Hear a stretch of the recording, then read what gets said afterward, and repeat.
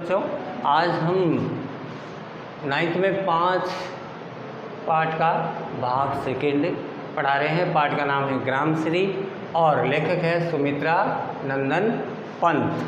तो इस पाठ में हमने पहले भाग में आपको मालूम है कि हमने पढ़ा था कि ग्रामश्री यानी गाँव की जो सौंदर्य है, प्राकृतिक सौंदर्य है, उसके बारे में पढ़ा था। आज अपन सेकंड पार्ट में बात कर लेते हैं शब्दार्थ की। अंकित का अर्थ होता है बच्चों जिस पर निशान पड़े, किसी प्रकार का निशान पड़ता है वो अंकित कहलाता है। सतरंगी यानी 7 रंगों वाली एक विभिन्न प्रकार की रंग बिरंगी जो आकृति होती है उसे सतरंगी कहते हैं। जैसे अपन इंद्रधनुष की बात करें तो इंद्रधनुष में कितने रंग होते हैं? 7 रंग होते हैं। तो इंद्रधनुष में विभिन्न प्रकार के 7 रंग होने के कारण इनको हम सतरंगी कहते हैं। सुरखाब, चकवा एक पक्षी होता है उसको सुरखाब कहते हैं। कुलीन का मतलब होता है किनारा और सरपत यानी नरकुल। नरकुल कह दो या एक बात हम आपको बताएं कि नरकुल के आधार पर हम ये कह सकते हैं कि एक सरकंडे का जो पौधा होता है ना, या अपन ये कह सकते हैं कि खुश जाति का एक पौधा होता है, उसे हम नरकुल कहते हैं। और उसके बाद में मगरोटी, एक प्रकार का मगरोटी एक नस्ल है पक्षी की। और हिम आतप, सर्दी की धूप, सर्दी में जो धूप पड़ती है उसको हिम आतप कहते हैं। क्योंकि देखो बच्चों, सर्दी में भी भयंकर धूप पड़ती है, हम मान लो धूप में खड़े रहते हैं ना तो भी हमें ठंड लगती है, तो वो हिम आतप कहलाता है।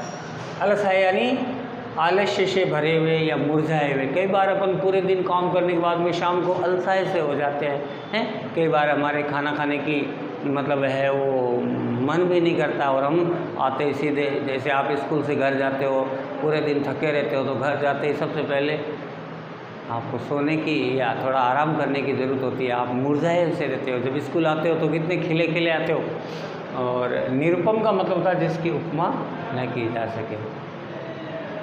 आच्छादन यानी छाया, स्निग्ध यानी कोमल और हिमांत यानी सर्दी की समाप्ति।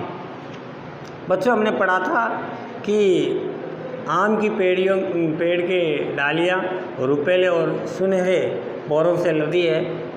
पतझड़ ऋतु के आने से ढाक और पीपल के पत्ते पेड़ों से अलग हो रहे हैं। कोयल मस्त होकर के कूक रही है। कटहल का पेड़ महक रहा है। अधखिले जामुन उग गए और जंगल में झरबेरियों और बेरों की लबालबता हो गई है, यानी उनके पेड़ है वो फलों से लद गए हैं।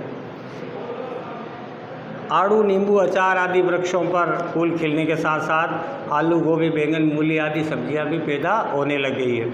यह वर्णन शिशिर और वसंत के संधि काल का वर्णन है। यदि ऋतु में आम पर बोर आता है, कोयल कूकने लगती है, पीपल और ढाक के पत्ते झड़ने लगते हैं, कटहल, जामुन, बेर, अनार और आड़ू के फूल वृक्षों पे आ जाते हैं, आलू, बैंगन, पत्ते, मूली इनकी फसलें भी आ जाती है।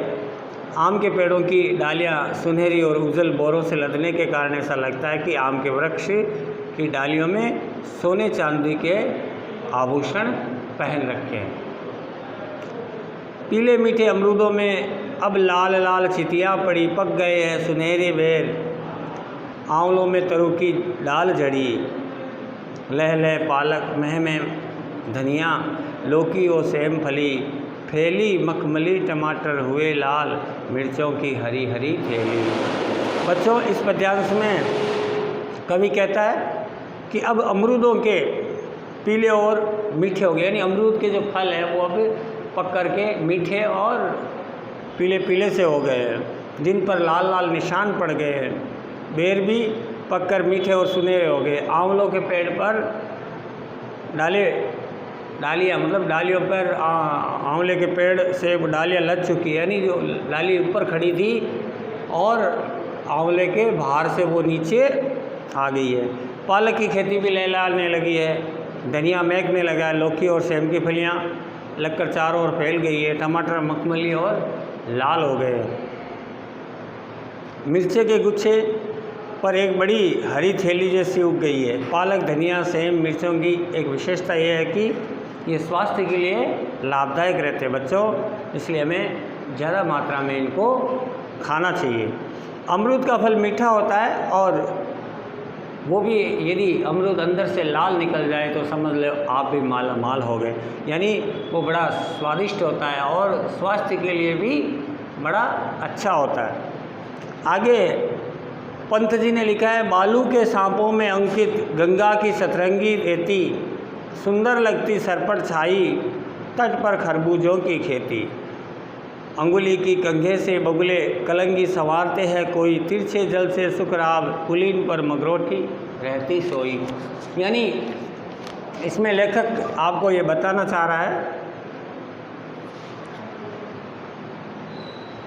कि गंगा के किनारे जो रेत फैली हुई है,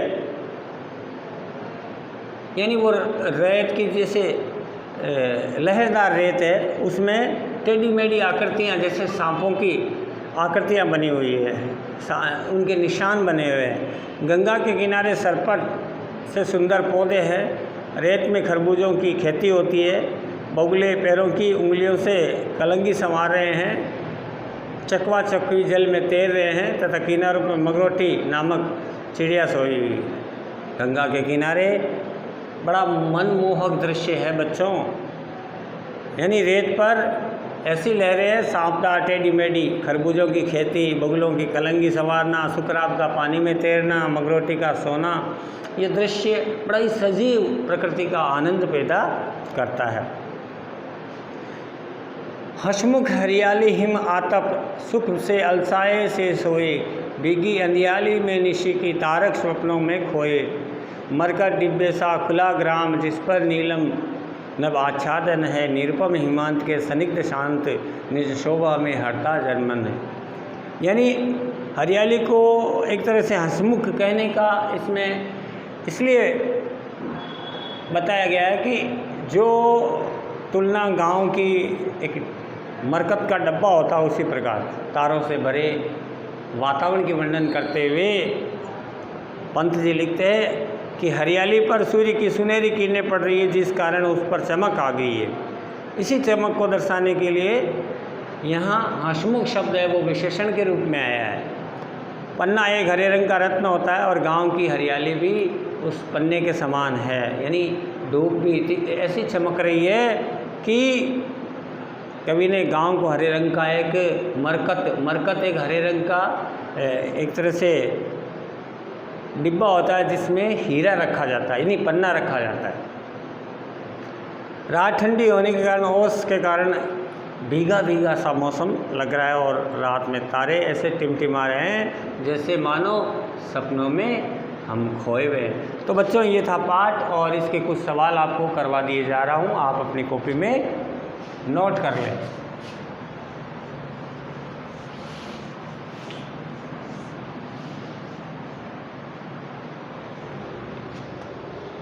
प्रश्न नंबर 1 लिखिए।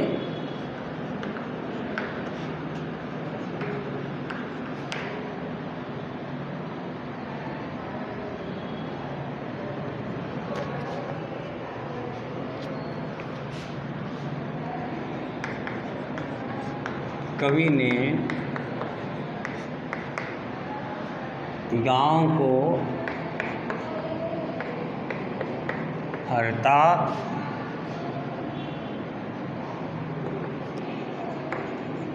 जन मन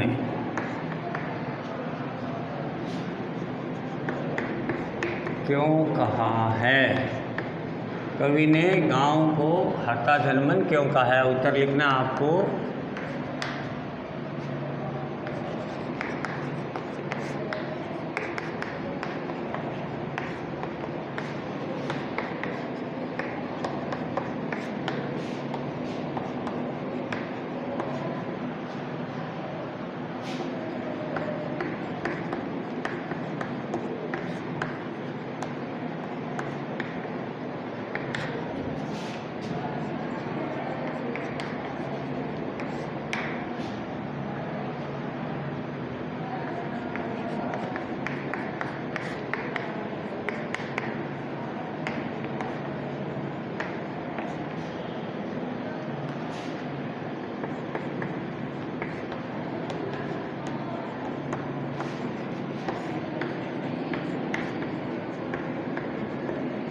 मुखमली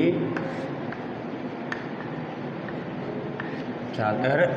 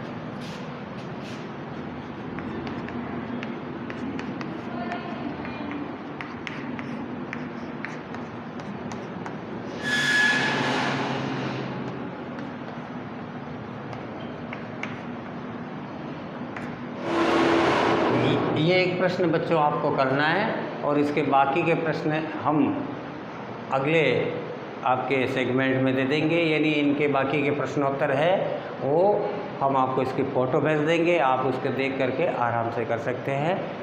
और अगले पार्ट के लिए, अगले वीडियो के लिए हम आपसे फिर मिलेंगे, तब तक के लिए नमस्कार।